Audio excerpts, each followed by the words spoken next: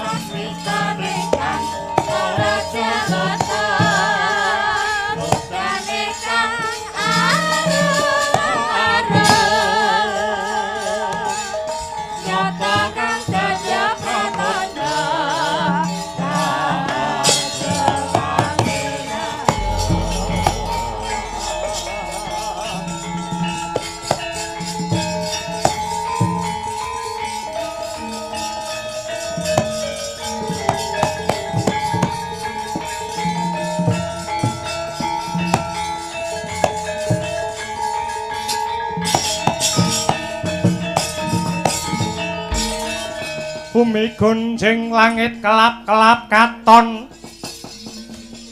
leregincanging alis risang maweh gandrung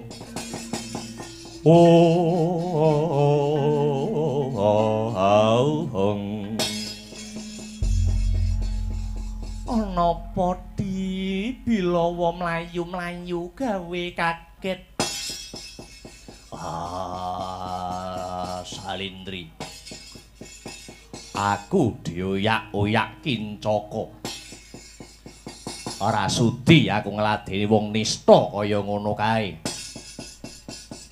kewajibanku dadi jago wis rampung malah botohe nesu yen pancen kowe bakal mundur utawa sumingkir mlebu pasar gedhe Wirata wae Bilawa ya yen pancen kaya mangkono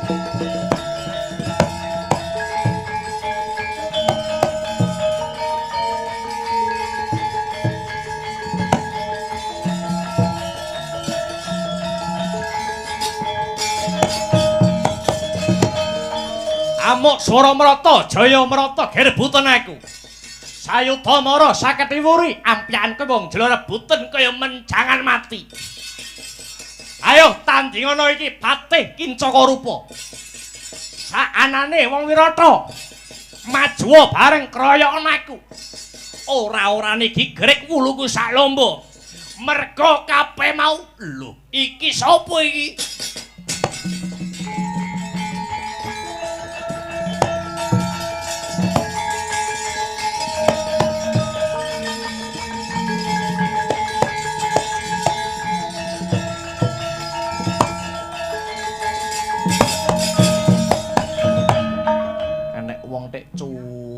cantik kaya ngene iki.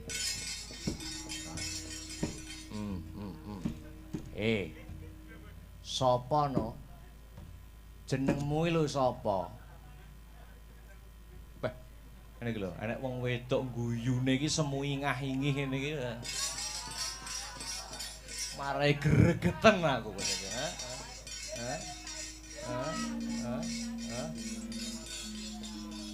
Inggih, paduka ndangu dhateng jasad kula. Kula abdinipun Dewi Utari, nami kula pun Salindri. Lah dalah kowe sing tak goleki.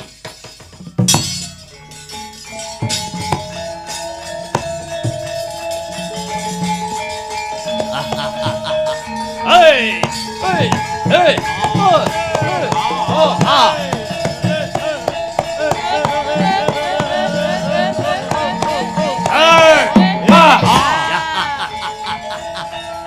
Salindri.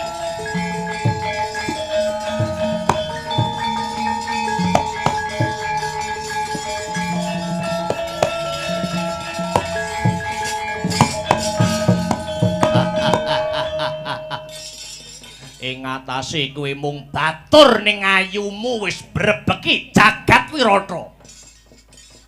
Kabeh nom-noman sak Wirata padha ngleng-leng bingleng hang lelamong kedanan karo kowe. Klebu patih Kincarupa iki.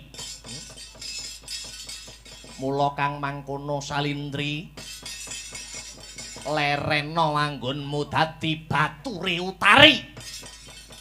Tak pondonganing Kadipaten Kincapura kowe ora bakal tiba aning parang curi nanging bakal tumibeng aning kasur babut cintaku sayangku senukku.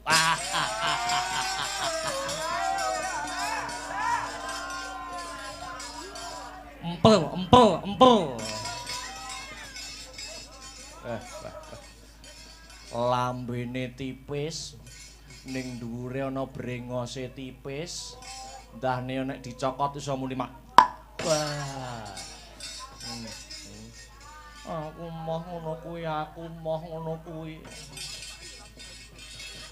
Merga ana paribasan. Salindri.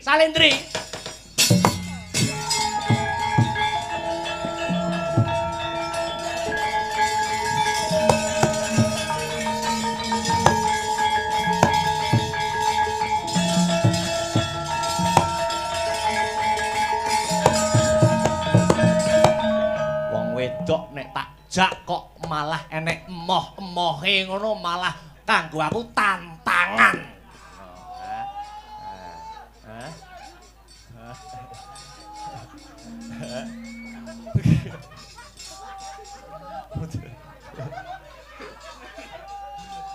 Wengko luwe lho wengko.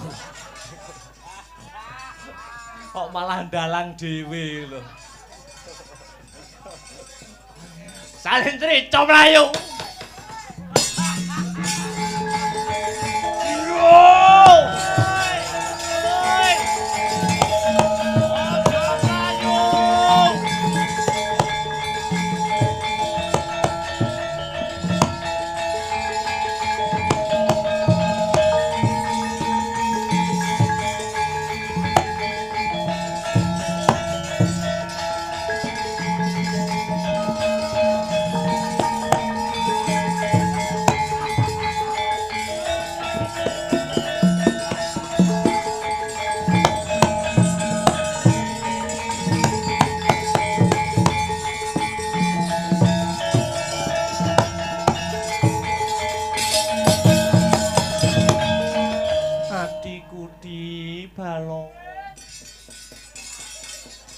Sediaku arep ngayomi Siadi karep ben ora dioyak karo Patih Kincaka ning katemahane lakone salin Yayi. Aku malih arep digonjak, aku arep diruda paksa supaya gelem dadi garwane Patih Kincaka. Aku kudu piye Yayi? Gek Patih Kincaka ki nek nyawang aku sawangane medeni iso nyawang kon dhuwur mengisor, mendhuwur neh mengisor neh. Aku njaluk pengayoman karo kowe Bilawa. Yen ngono lakone disalin. Kowe mundur aku sing bakal menehi pasinaon marang bocah kae.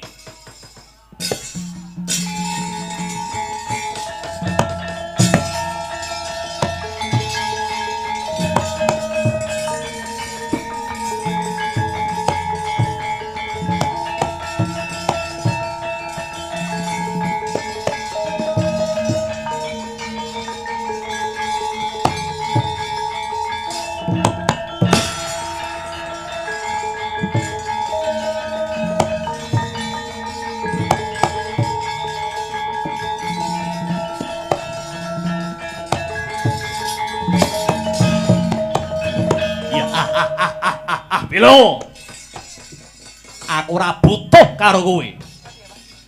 Aku goleki buron laronku. Ora ana kidang menjangan milar dudu kewan. Nanging wong wadon ayu jenenge Salindri. Dheweke wis bingung, wis pinter gawe gonjing ing atiku. Kowe sumingkira tak gendonge Salindri tati bojoku.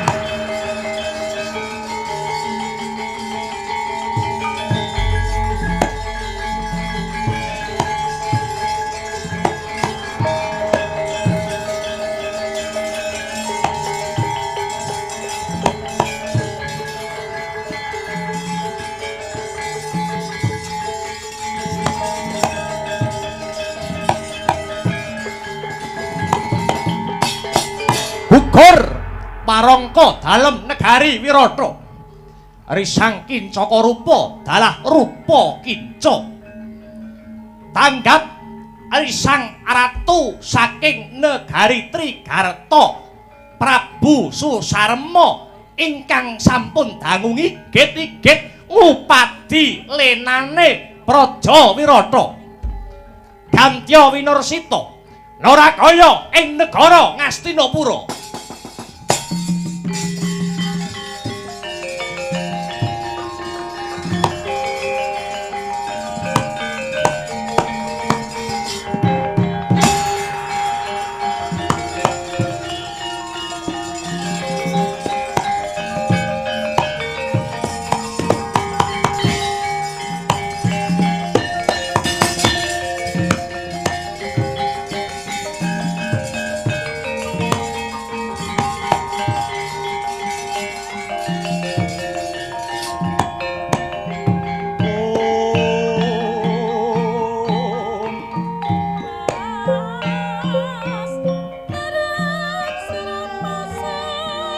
mangkya darajating praja kawuryan musuh nyoruri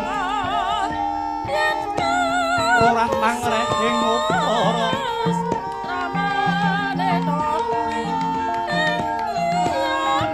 karana tanpa palupi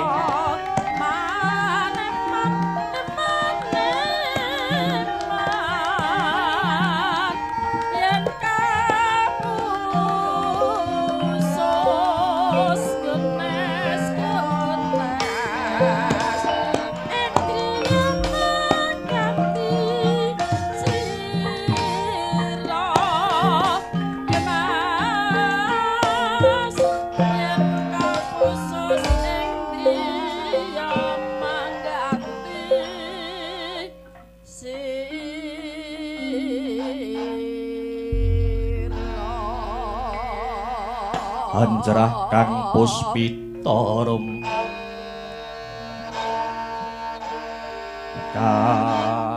kasiliring samirana mre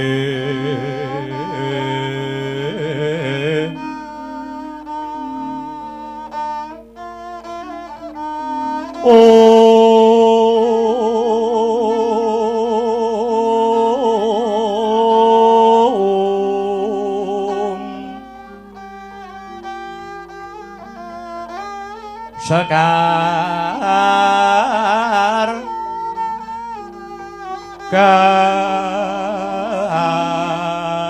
kadung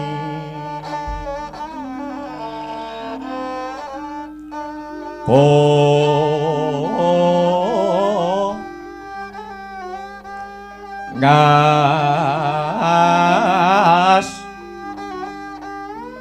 gandanyo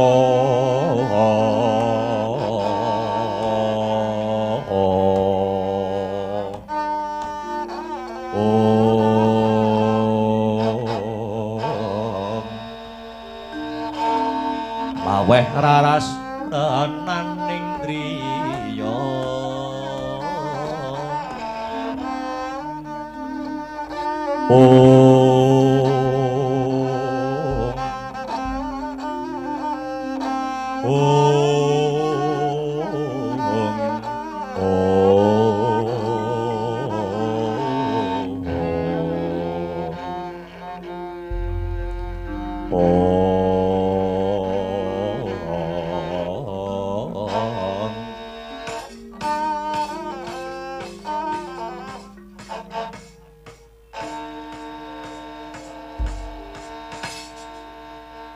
ya jagat ya dewa ya bathara tak waspadakake iki tekane adiku saka negara Trigarta Prabu Susarma ya Prabu Susareman padha becik sak tekamu yayi lho nggih awit pangestu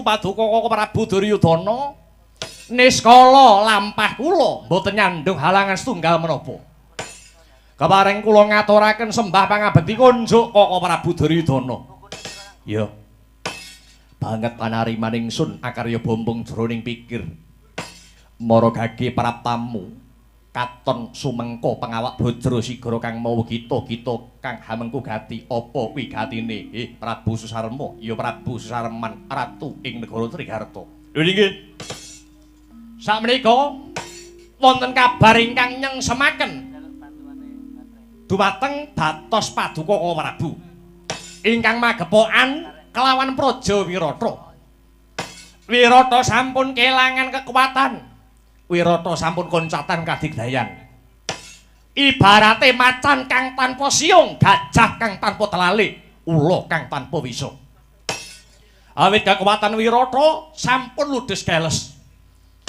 Raden Patih Kinca rupa Kinca dalah Raden Rajamala sampun dumugi ning pati mangkono Yayi Susarma lho nggih lah banjur karepe Siadi Susarma lirik kaya kepiye Yayi Kok Prabu Ratu sinebat Gung Binathara menika ratu ingkang jembar jajahane menapa paduka Koko Prabu Duryudana mboten kepengin ngelar jajahan jalaran sampun disekseni jagat saisine negara adikuwasa menika wonten ing jagat namung kalih setunggal negara Ngastina angka kalih negara Wirata. Yen to Paduka Koko Prabu Duryudana kepengin Ngastina saya menjela, Ngastina tambah kondang, tambah kuncara. Ketahipun Paduka saged nelukaken negara Wirata. Mumpung menika negari Wirata mboten anggadhahi kekuatan, mangke kekuatan saking negari kula Trigarta sagah manunggal dados tunggal kekuatan kelawan barisan negari Ngastina. Mangke Wirata dipun rampit dados kalih. Saking ajeng barisan saking Praja Trigarta, saking wingking barisan saking negari Ngastina. Mangke mboten ngantos suruping srengenge Wirata saged rata kelawan bumi. Leng-lenging driya mangu mangunggung kanduhan rimang lir lena tanpa kahanen lir lena tanpa kanen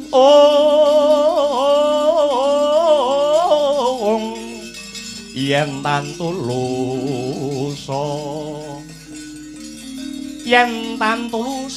mengko sang biah utama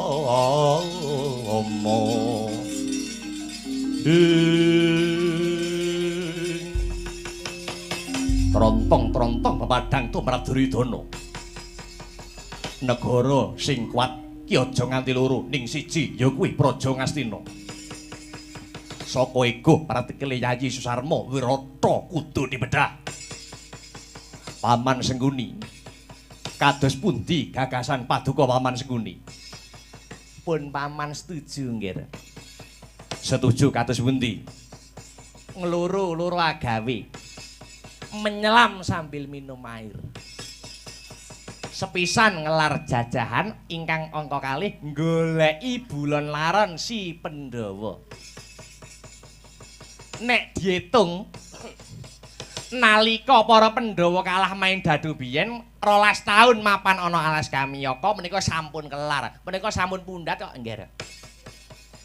Ning setunggal taun kedah umpetan ana salah sawijining negara yen Pandhawa durung nganti setahun kok wis konangan meneh. Tegese Pandhawa kudu mbaleni dadi wong buangan meneh jroning 13 taun. Ngaten paman, lakar kasinggihan nggih. Nggih, menawi mekaten kula sarujuk. Sinuwun, piye Susarma? Menawi Wirata sampun kabedah, kula mboten badhe nyuwun bondo sak peser mawon. Nanging ingkang kula suwun namung setunggal nggih menika putri boyongan. Putrinipun Prabu Matswamati nenggih pun Dewi Udari. Sinuwun. Iya Susarma. Paduka sepakat? Ya aku sepakat. Menawi mekaten badhe kula bidhalaken Wadyabala kula saking negari Trigarta manunggal kekuatan kelawan barisan Ngastina. Sedika ngestaken dawuh Koko Prabu.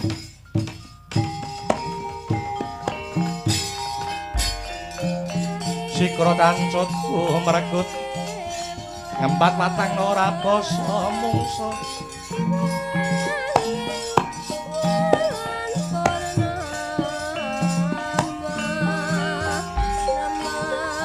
Tangkep jojok kantaran bau sayekti sing olehna prateng lampus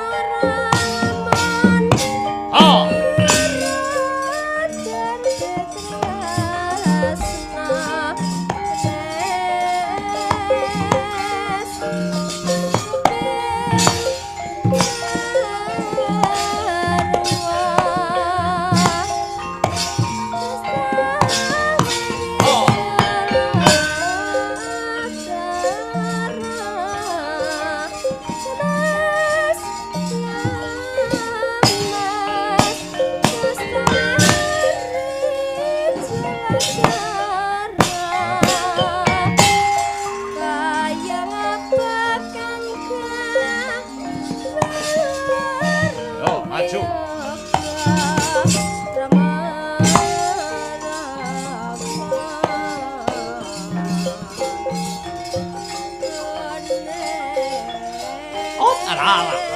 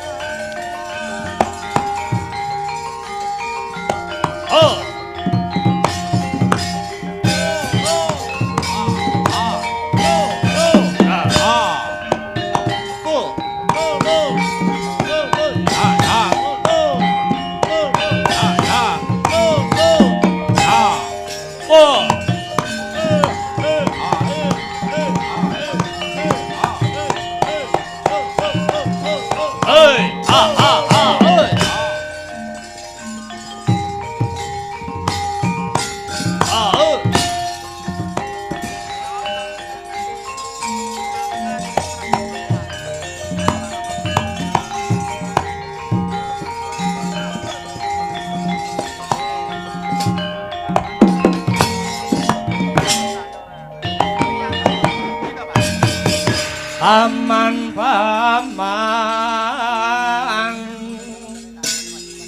apa wartan neneng dalan ning dalan akeh wong mati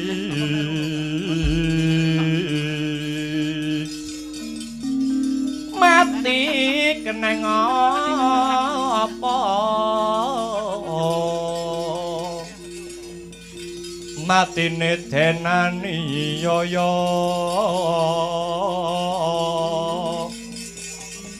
suduk jojo prapeng kikir sukmane ilang raga karingan lintre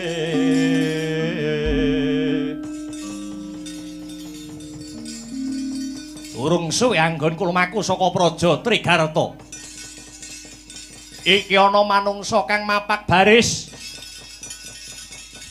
apa pangkatmu sapa kekasihmu warangka dalem Raja Wirata Patih Nirbita kekasihku bali takon sapa kang dadi cecundhuking laku Tumenggung Sasra Denda aranku Nyolowadi lakumu sumedya arep menyang endi Blaka Suta wae bakal bedah Praja Wirata ya jagat ya dewa ya Bathara Patih Nirbita kang dadi pepalang wani karo aku entek wedine karewanine Matna Sastra Jendramu ateken aji japa mantramu kelak-kelak remet diadiau kowe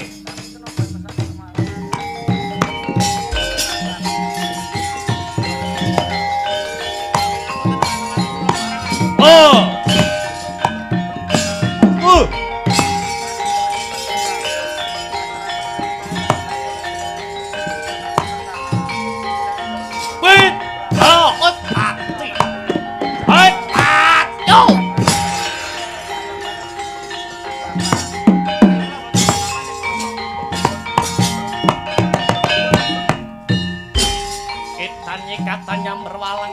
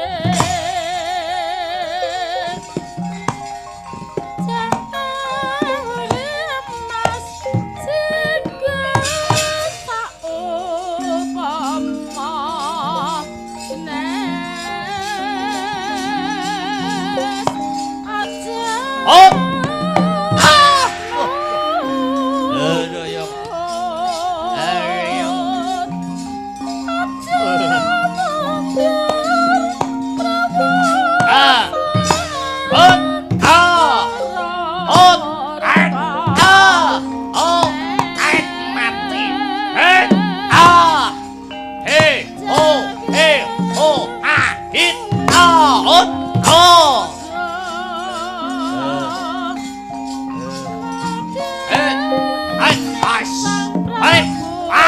Tebak dadamu iki meluntir.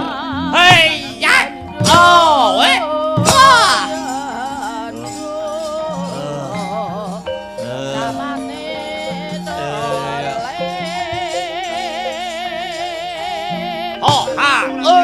Oh, head.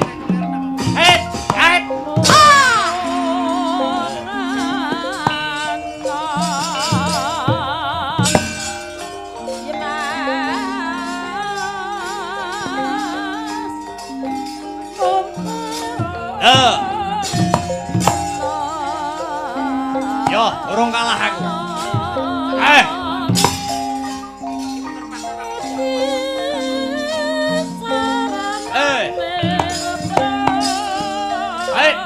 Wah, cepet. Ayo.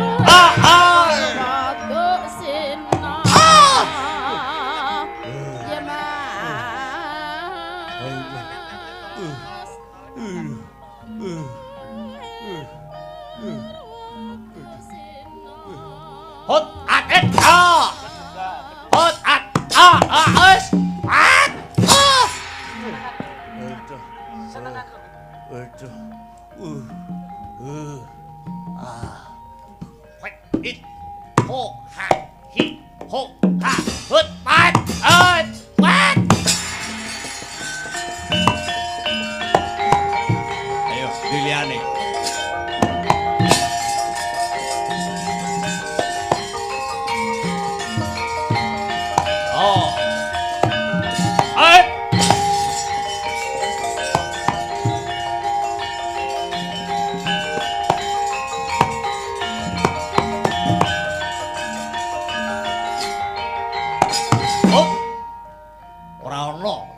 Tandingmu kecobaku, cobanen. Hot. Oh. Ambruk klieng-klieng kowe. Hot.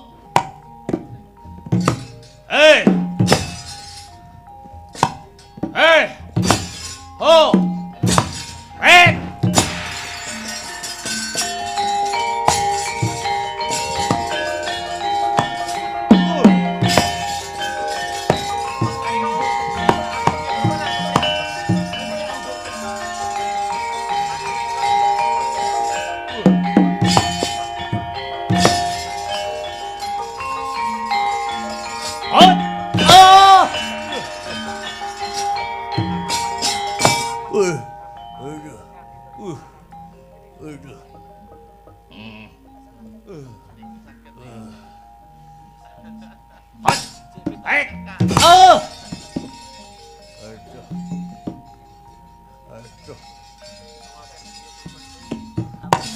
Oh, mati.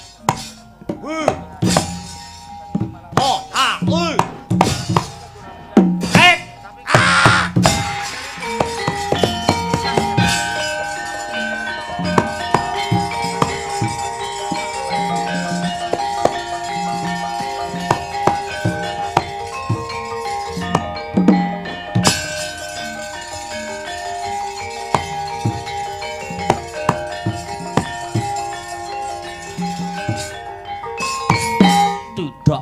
ketinggalan.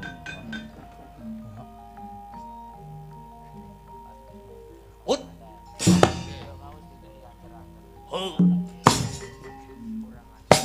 What?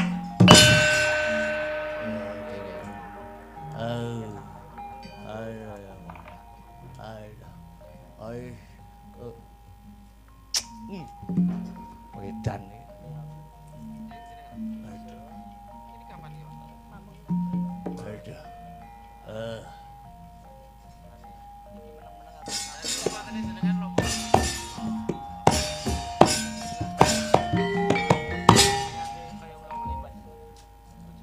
Aduh yang. Aduh yang.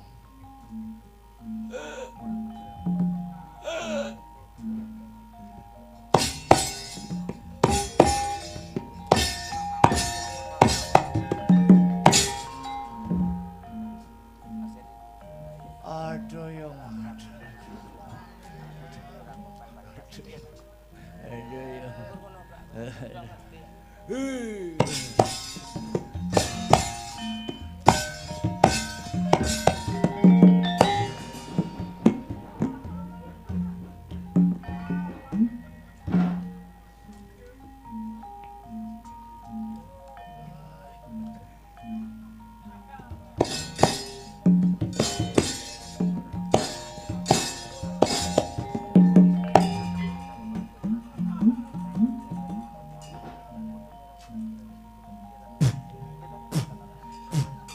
Ketutan blonggot.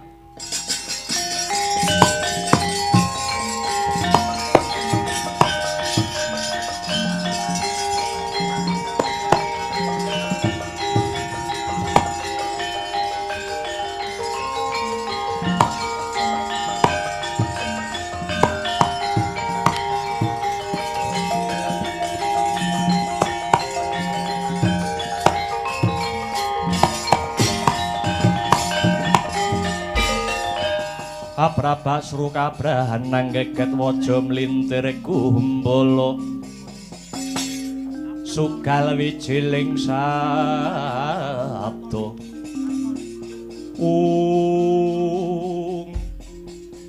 Ari santri Garta padha mundura Prabu Susarma kang bakal ngayunake pupuh ayo barisan Wirata Njogeta tak kendhangi kowe. Mungsuh Prabu Susarma kelakon dadi klalare ngepek-epek.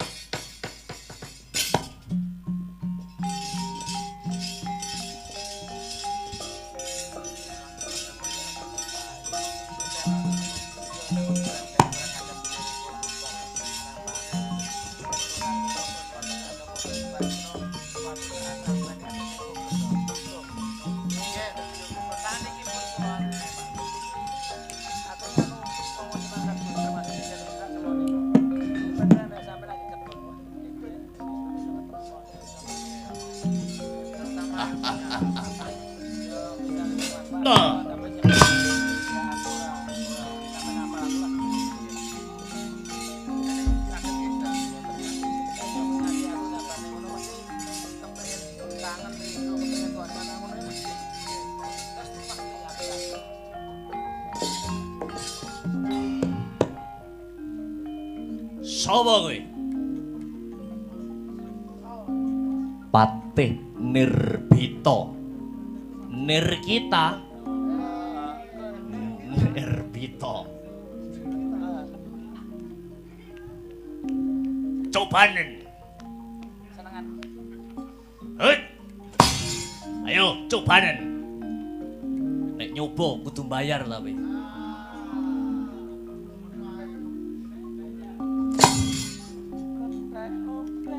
Hut. Hut. Hit. Hut. Hit. Hut. Hat. Angel mencekelane. Ya, tak telateni ya. Pokok sering dijajak kening hik ngono nak kecekel dhewe.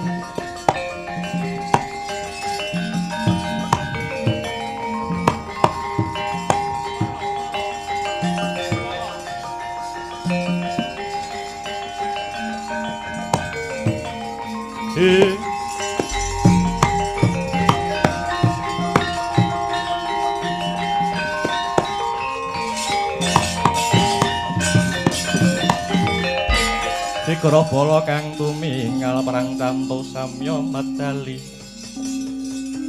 lur kathit wileting kodo Sita ta kula wonten dawuh diwuji lonjong mimis playumu melar mingkus ambekamu ana apa waduh ngaturaken ketiwasan Rama Dewaji. Babar pisan boten duga menawa yen to sak mangke negari Wirata kedatengan mengsah. Katekan mungsuh lakar kados mekaten. Mungsuh saka ngendi Sita? Saking negari Trigarta nulinggih Prabu Susarma. Lho, Susarma lakar kasinggihan. Sajake Susarma duwe rasa lara ati marang panjenengan ingsun. Amarga ndak tampik panglamare marang anakku Utari. Kok nganti wani ngebak peperangan marang negara Wirata tegese nantang perkara karo Prabu Matsapati.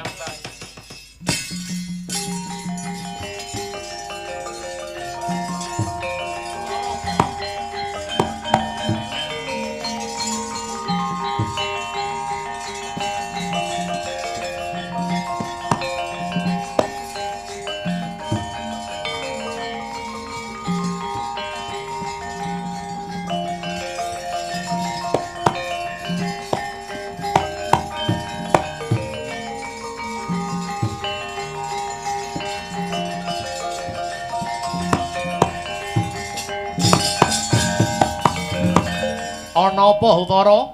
Waduh ngaturi ketiwasan Dewaji. Ketiwasan apa meneh?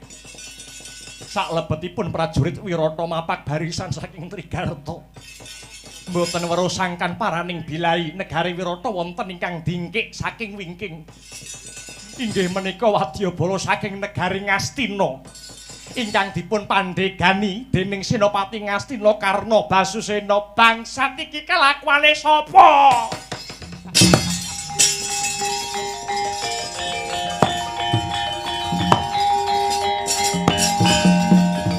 Iblis laknat iki mesti karti sampeka sing digawe dening Susarma kelawan Duryudana.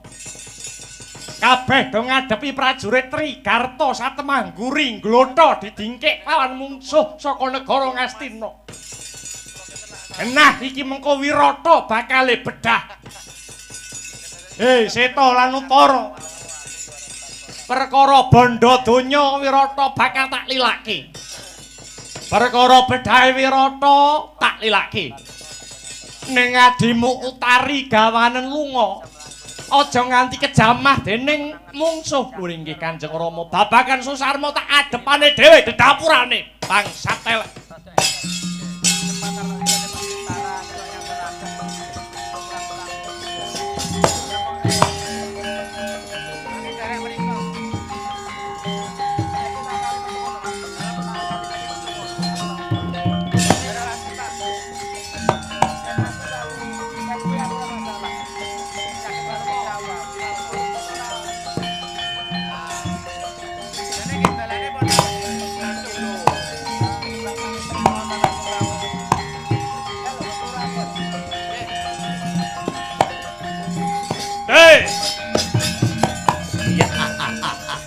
Iki sing tak goleki. Calon maratuwaku si Matswapati. Ayo. Mumpung aku isih sugih ing pangapura. Mumpung aku sugih ing rasa pangapura, wulungna anakmu si Utari dadi jatuh kramaku. Yen ora kepengin negara Wirata tak ratake kelawan lemah. Anakku Utari timbang tak rabekke karo kowe luwung tak pakake kirik edan. Aji kirike timbang aku. Rica-rica. Ratu Gempong Perot Jambul Wanen. Ora jecek mlaku yen ora dinumpak nganggo teken. Nungkula. Aku isih iman marang nyawamu.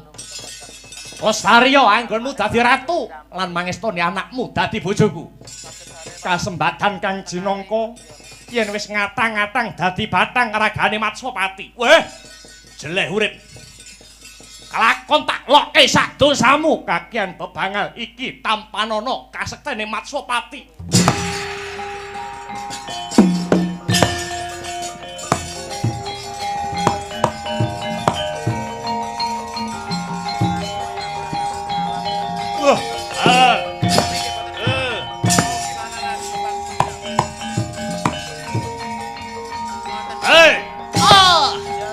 Ayo sing rasa milya hot mutar ambruk tanda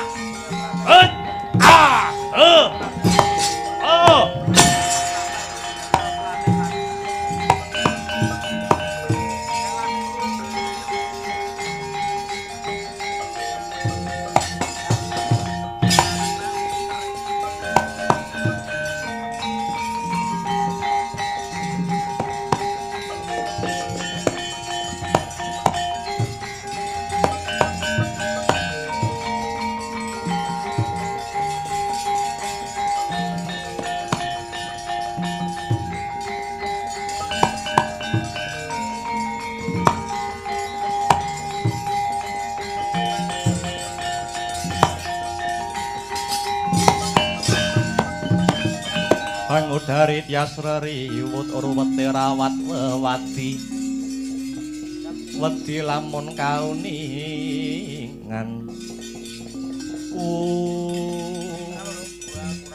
talowo kowe sing tak goleki Yayi pangko kakangku ana apa Yayi negara Wirata saiki kahanane kaya ancik-ancik pucuking ngeri sisip sembiri luput katuranggane dina iki negara Wirata bakale bedah. Amarga sak mengko Prabu Matswapati wis diajar dipala gantang dening Susarma Ratu negara Trigarta. Mula dina iki tulungana Yodi, kowe sing sekti, kowe sing santosa, luwarana panandhangi Prabu Matswapati ya Yayi.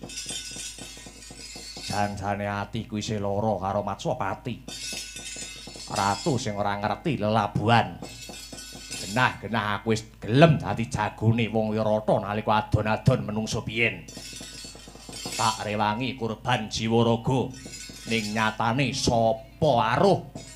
Sapa aruh wae ora. Apa meneh matur nuwun. Kaya ngono kuwi janjane ngunduh waing pakarti satemah negarane dienggo jak-jakan dening mungsuh. Yayi, ilang ana rasa serikmu. Wong kondang ki akeh-akeh yen ketemu wong sing dikenal adate lali. Mara diagi tulung ana negaramu iki ya Yayi. Ning nyatane aku dadi jagone Wirata. Nanging babar belas ora diajeni kelawan Ratu Wirata. Yayi elinga. Aku lan Siadi kari ndungkap pirang dina maneh. Kari sedina iki umpetan ana negara Wirata iki. Yen to nganti negara Wirata bedah tegese awake dhewe bakal konangan dening para Kurawa. Satemah baleni dadi wong buangan 13 taun suwene. Konangan yo ben, baleni hukuman yo ben. Ya ampun. Pembangeten kowe Bilawa. Kowe mung pikir diri pribadi ning ora mikir marang sedulur-sedulurmu. Salahmu biyen kowe main dadu.